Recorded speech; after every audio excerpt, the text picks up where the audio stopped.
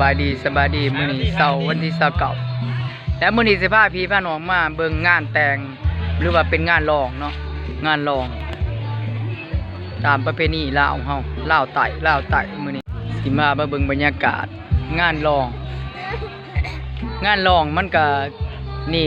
ตั้งมันบ่คือกันเนาะระหว่างฝ่ายชายกับฝ่ายหญิงถือว่าเจ้าภาพฝ่ายชายกับฝ่ายหญิงสิแตกต่างกันส่วนเจ้าภาพฝ่ายหญิงสิแม่นว่าตอนเช้ามากก็สิกาเกียมเพราะว่าสิมีงานผูกแขนอยู่เฮือนเจ้าสาวส่วนเจ้าสาวคันว่าเฮือนเจ้าบ่าวนี่ก็แม่นว่าสิได้แห่มาอันนี้สิแม่นทีมงานนายน้องผู้ที่ว่าสิต้อนรับทางเจ้าบ่าวเนาะถือว่าสิมาผูกคอต่อแขนเฮือนเจ้าสาวในมื้อนี้วันที่29 2025อยู่ที่บ้านฮีเบิร์ดเมืองโขงแกงจำปาสักโดยเฉพาะแม่นแขกเขาเนาะที่ว่าเชิญมาแม่นว่าเพิ่นมาแต่เช้าเนาะแล้วก็ตอนสวยๆก็สิมีการผูกคอต่อแขนเนาะตอนนี้ที่ว่ารอท่าตั้งแต่ทีมงานเจ้าบ่าวเพิ่นสิมาแล้วสิพาไปเบิ่งหีดของเนาะการกาเกี่ยมเป็นปลาขวัญหรือว่านี่บอนที่ผู้ขาสงสัยนี่ก็เลยไปถามทางอีพอยเมเฒ่าแก่ได้เนาะนี่คือบอนต้องมีตัวนี้เนาะบอนขึ้นมาเจ้าบ่าวเจ้าสาวตัวในล่างตีนสิมีหินก้อนหนึงแล้วก็สิมีใบหญ้าเนาะใบตองนี่สิมีหินถามเพิ่นมาแล้วเพิ่นว่าตัวนี้ต้องมีเพราะว่ามันสิพาให้เจ้าบ่าวเจ้าสาวสิได้อยู่กันมั่นคงเนาะอยู่ยืนยาวเดี๋ยวสิพาขึ้นไปเบิ่งพระขวัญบัดนี้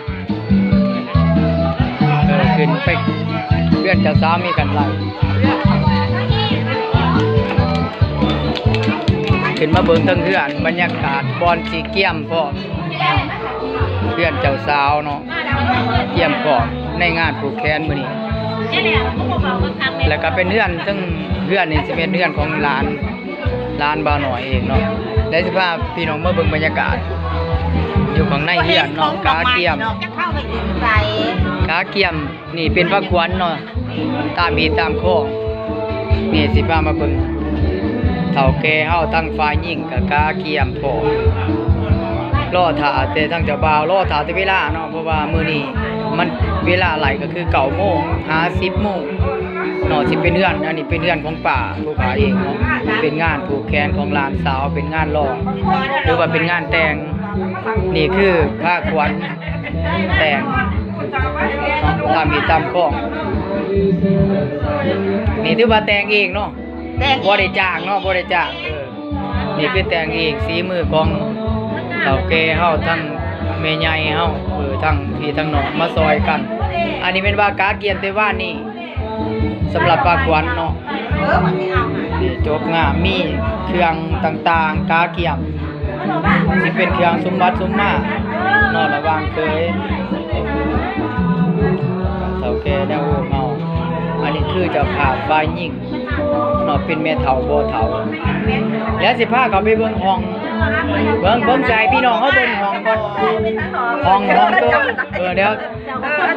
จะเป็นอันนี้ก็นี่สิว่ามัน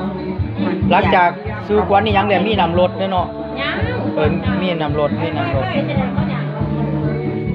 ทำงานของวันนี้ให้มันงานก็เข้าห้องนี้พี่ดาผู้หมายมันเกอยู่ห้องกลางเบิ่ง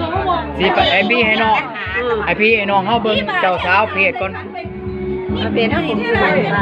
ย้ายไปห้องรักษณะที่สุดฟ้าบอกแล้วย้ายออกมามันหัวเนี่ยห้องเพจอยู่ห้องมึงนี่ไผบอกไปบอกมันแน่บักหำมันย้ายไปห้องเนื้อเขาสิพูดมานี่เจ้าสาวกำลังเพจอยู่ใส่หมอนนั่นเดี๋ยวก็ใส่ขาก็สะพายนะคะสำนักเนี้ยตอนผูกคอต่อแขนนึกว่าตอนแห่เคยแล้วสิถ่ายบน